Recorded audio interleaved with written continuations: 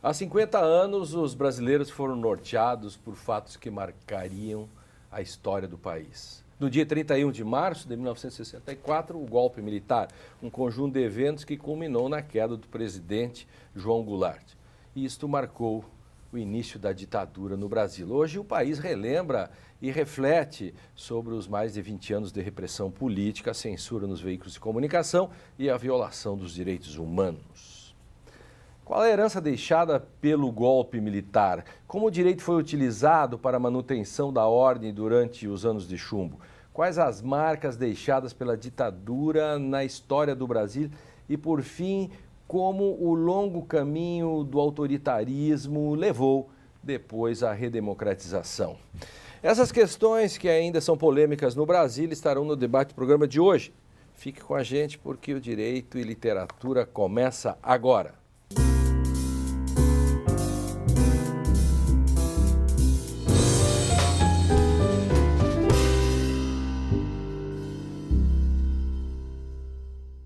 Olá, a partir de agora você acompanha um debate feito por renomados intelectuais de diversas áreas do conhecimento. Eles vão nos ajudar a entender questões que atravessam o direito e a sociedade contemporânea por meio de obras literárias. No Direito e Literatura de hoje, que tem o apoio do Programa de Pós-Graduação em Direito da Unicinos, vamos discutir os 50 anos do golpe militar. E para isso recebemos no estúdio José Luiz Bolzan de Moraes, professor de Direito da Unicinos, Heloísa Capovilla, professora de História da Unicinos, e Sérgio Gonzaga, professor de Letras da Universidade Federal do Rio Grande do Sul. Sejam bem-vindos. Eu vou começar pela Heloísa. Historiadora, né? Como historiadora, que livro você trouxe para falar desta efeméride? Pois é, o livro é o do Bernardo Kuczynski, K. Este livro, este pequeno livro, tem uma história maravilhosa, uma história assim que encantadora dentro da dureza da história que é um relato, mas é ficcional, né? Então ele é realmente uma história que vai fazer com que a gente reflita muito sobre muitas das questões que permearam estes 21 anos de ditadura. Eu acho que é um livro que eu diria todos deveriam ler, não é? Porque ele traz à cena estas coisas. O que diz basicamente diz? O K? Um pai à procura de uma... O livro é um pai que faz o périplo em todos os lugares possíveis e impossíveis atrás de uma filha que teria desaparecido. Logicamente, ele não encontra a filha, mas ele encontra nesta trajetória todas as violências que uma ditadura faz. E aí se dá conta do que ele não sabia. Exatamente. Ele se dá conta dele, da própria filha, da situação do país, do que foi a violência da tortura e dos desaparecimentos neste período. Então, ele é delicado e, ao mesmo tempo, como só esse é um livro de literatura, mas, ao mesmo tempo, ele é muito duro. Ele é muito vivo e muito assim, nos leva a uma reflexão, acho. Da alienação para dura realidade. Para dura realidade, exatamente. Uma realidade que ele olhava um dia, ele era esperança, realidade e desesperança transitam ao mesmo tempo aqui na trajetória deste pai. E quantas histórias... A história de muita gente. Houve história de muita gente sobre isso, né? Sérgio. Bom, eu trouxe aqui um livro que é um livro que foi muito famoso nos anos 70, porque o autor era muito conhecido, que é uma edição já encadernada, porque tão gasta por várias leituras que fiz na época.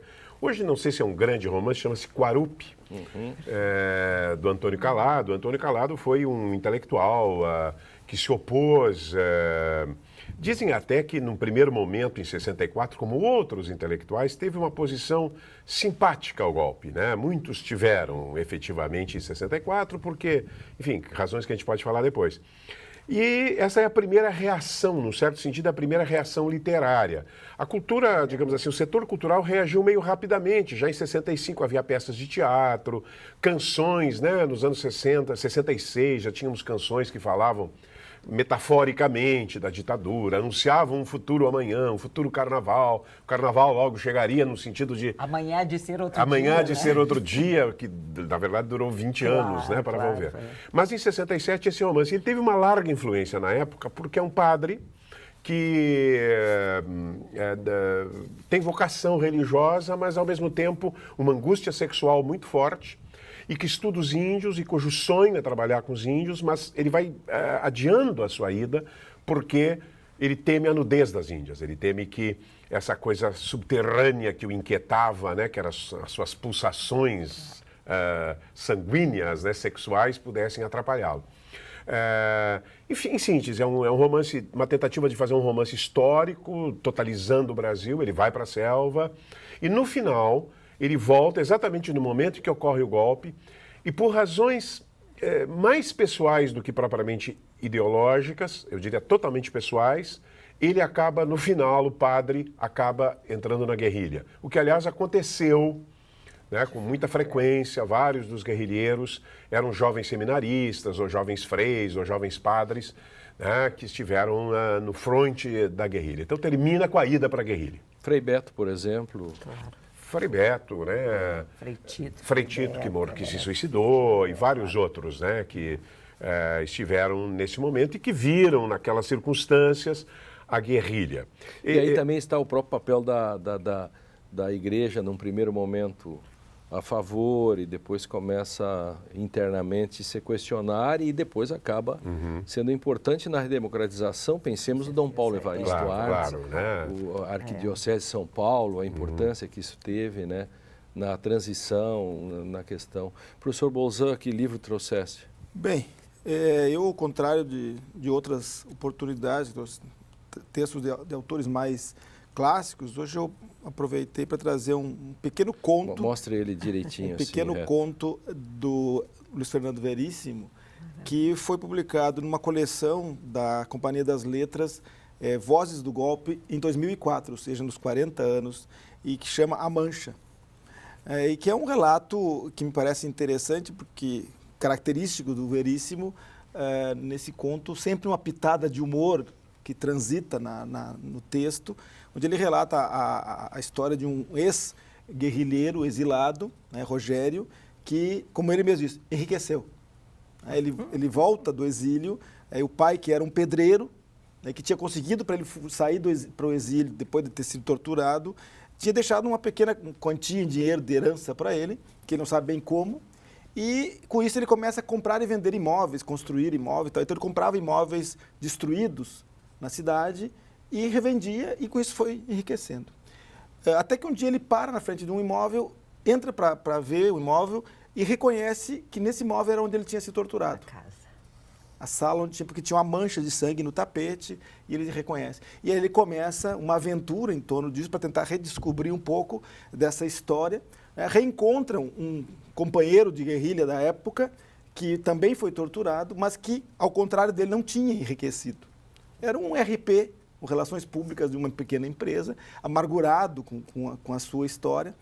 E nesse processo também ele percebe, e acho que isso é interessante no texto, como o golpe, a ditadura militar, foi não uma ditadura militar, mas uma ditadura militar civil empresarial.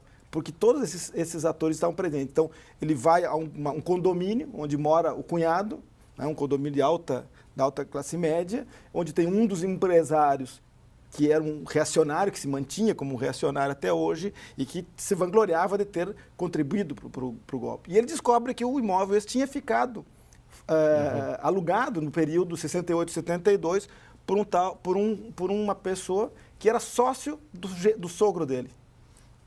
E que interessante, né, Bolzan, Sérgio e Luísa, como os três livros, né, o K, com a questão de um pai, angústia, a própria classe média que fica fora e depois seus filhos vão para a luta, nem se dão conta, a questão da igreja, né, a questão, e agora essa questão do envolvimento, né, do empresariado, como a literatura, essa questão, como a literatura, né, quer dizer, é possível contar o golpe, dos vários modos historicamente. Mas o modo como a literatura, nesses 3 ângulos que vocês trouxeram, é riquíssimo, né?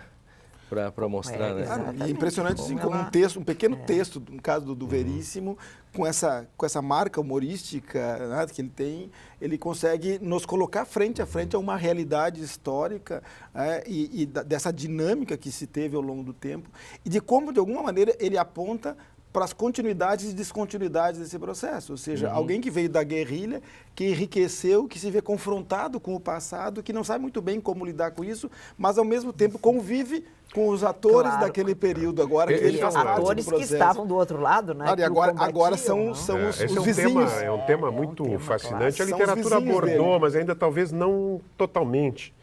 Porque o que acontece? Eu me dei conta disso em 82, uma época, quando nos reunimos, dezenas. Estávamos apoiando então um sociólogo, André Forster, que era, eu acho que, candidato a vereador, não sei, logo 82. Estavam lá, não dezenas, centenas de militantes dos anos 60, o presidente do centro acadêmico, pessoas que a gente que militava na Polícia Estudantil conhecia.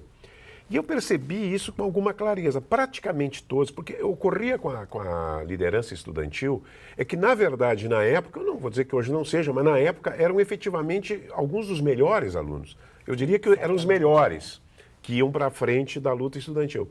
Então, ao mesmo tempo, o país ele tem uma possibilidade de absorção, de cooptação, né, extraordinária, porque vive um período efetivo de crescimento. E ali estávamos quase todos nós, praticamente todos nós, muito bem de vida. Todos com seu automóvel, todos com seu apartamento, seu bom emprego, alguns até com salários elevados, alguns até tinham enriquecido como esse personagem. Prosperaram. Era um negócio muito curioso, né, que aconteceu, porque às vezes as ditaduras elas são tão conservadoras, reacionárias e fechadas que não permite sequer uma válvula de escape individual. E essa permitiu. Tá aí a dose de humor que o Veríssimo coloca, né? O direito à literatura. O Direito à Literatura faz uma pausa para um rápido intervalo, mas já na volta continuamos a discussão sobre o tema de hoje, os 50 anos do golpe militar. No próximo bloco vamos falar um pouco sobre o cenário político, jurídico e social que antecedeu o golpe, a partir, claro, de referências literárias trazidas pelos nossos convidados. Já voltamos um instantinho só.